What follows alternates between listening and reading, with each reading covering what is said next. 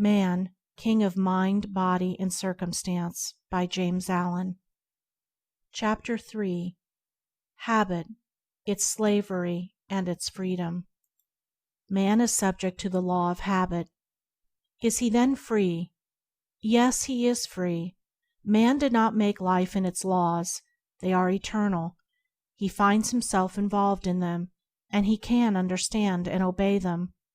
Man's power does not enable him to make laws of being. It subsists in discrimination and choice. Man does not create one jot of the universal conditions or laws.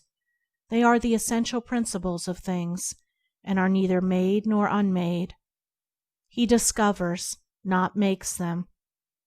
Ignorance of them is at the root of the world's pain. To defy them is folly and bondage. Who is the freer man?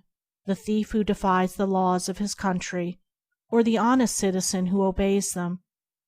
Who again is the freer man?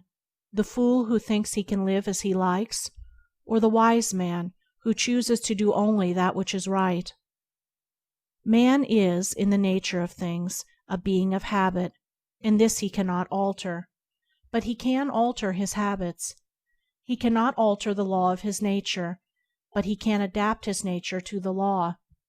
No man wishes to alter the law of gravitation, but all men adapt themselves to it. They use it by bending to it, not by defying or ignoring it. Men do not run up against walls or jump over precipices in hope that this law will alter for them. They walk alongside walls and keep clear of precipices. Man can no more get outside of the law of habit than he can get outside of the law of gravitation, but he can employ it wisely or unwisely. As scientists and inventors master the physical forces and laws by obeying and using them, so wise men master the spiritual forces and laws in the same way. While the bad man is the whipped slave of habit, the good man is its wise director and master. Not its maker, let me reiterate, nor its arbitrary commander, but its self-disciplined user, its master by virtue of knowledge grounded on obedience. He is the bad man whose habits of thought and action are bad. He is the good man whose habits of thought and action are good. The bad man becomes the good man by transforming or transmuting his habits. He does not alter the law, he alters himself. He adapts himself to the law. Instead of submitting to selfish indulgences, he obeys moral principles. He becomes the master of the lower by enlisting in the services of the higher. The law of habit remains the same, but he is changed from bad to good by his readjustment to the law. Habit is repetition. Man repeats the same thoughts, the same actions, the same experiences over and over again until they are incorporated within his being, until they are built into his character as part of himself. Faculty is a fixed habit. Evolution is mental accumulation. Man, today, is the result of millions of repetitious thoughts and acts. He is not ready-made. He becomes, and is still becoming. His character is predetermined by his own choice. The thought, the act, which he chooses, that by habit he becomes. Thus each man is an accumulation of thoughts and deeds. The characteristics which he manifests instinctively and without effort are lines of thoughts and action become, by long repetition, automatic, for it is the nature of habit to become, at last, unconscious, to repeat, as it were, itself without any apparent choice or effort on the part of its possessor, and in due time it takes such complete possession of the individual as to appear to render his will powerless to counteract it. This is the cause with all habits, whether good or bad. When bad, the man is spoken of as being the victim of a bad habit or a vicious mind. When good, he is referred to as having, by nature, a good disposition. All men are, and will continue to be, subject to their own habits, whether they be good or bad, that is, subject to their own reiterated and accumulated thoughts and deeds. Knowing this, The wise man chooses to subject himself to good habits, for such service is joy, bliss, and freedom, while to become subject to bad habits is misery, wretchedness, slavery. This law of habit is beneficent, for while it enables man to bind himself to the chains of slovish practices, it enables him to become so fixed in good courses as to do them unconsciously, to do instinctively that which is right, without restraint or exertion, and in perfect happiness and freedom.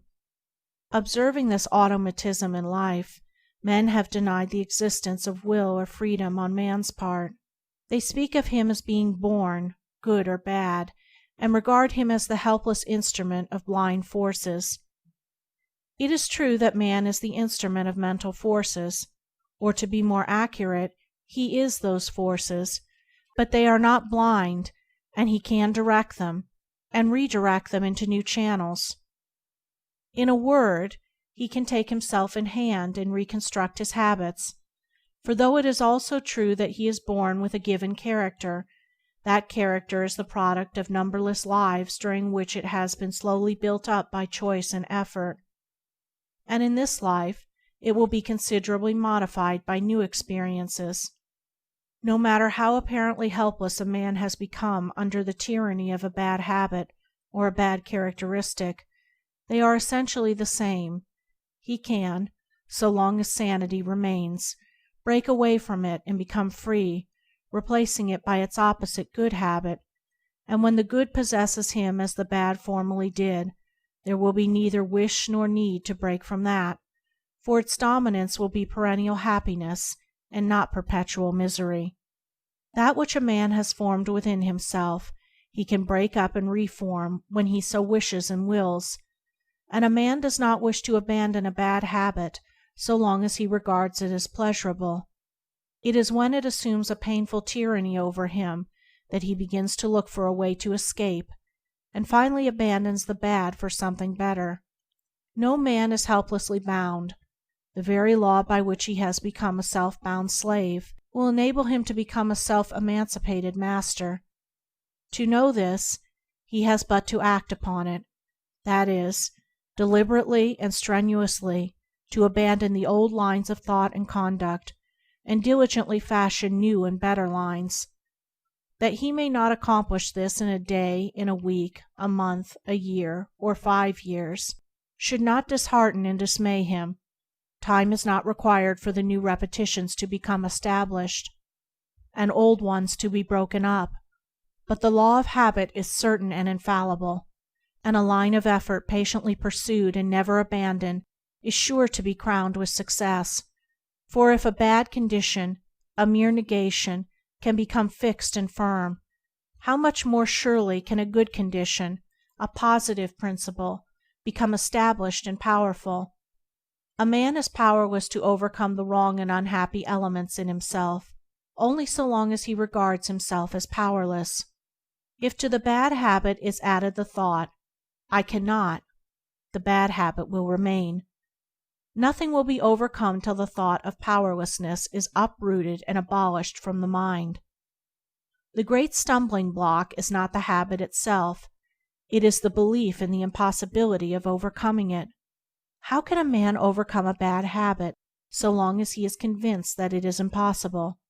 How can a man be prevented from overcoming it when he knows that he can and is determined to do it? The dominant thought by which man has enslaved himself is the thought, "I cannot overcome my sins."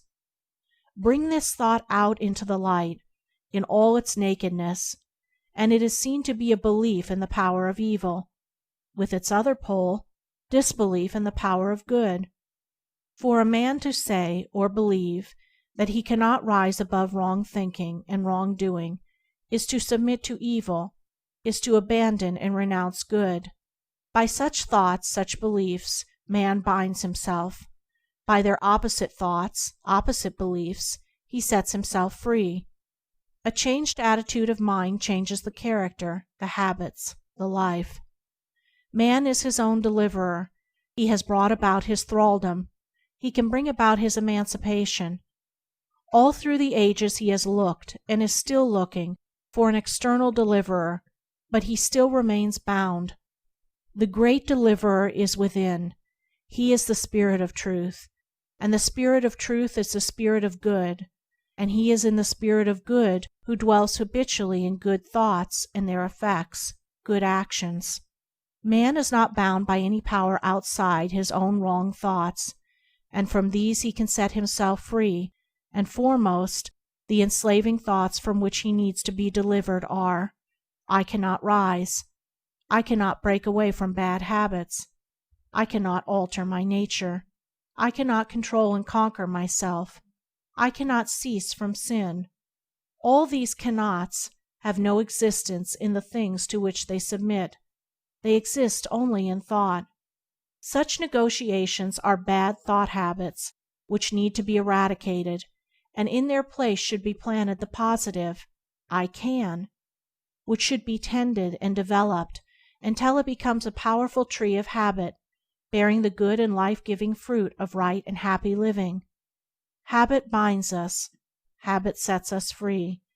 Habit is primarily in thought, secondarily in deed. Turn the thought from bad to good, and the deed will immediately follow. Persist in the bad, and it will bind you tighter and tighter. Persist in the good, and it will take you into ever-widening spheres of freedom. He who loves his bondage, let him remain bound. He who thirsts for freedom, let him come and be set free. End of Chapter 3.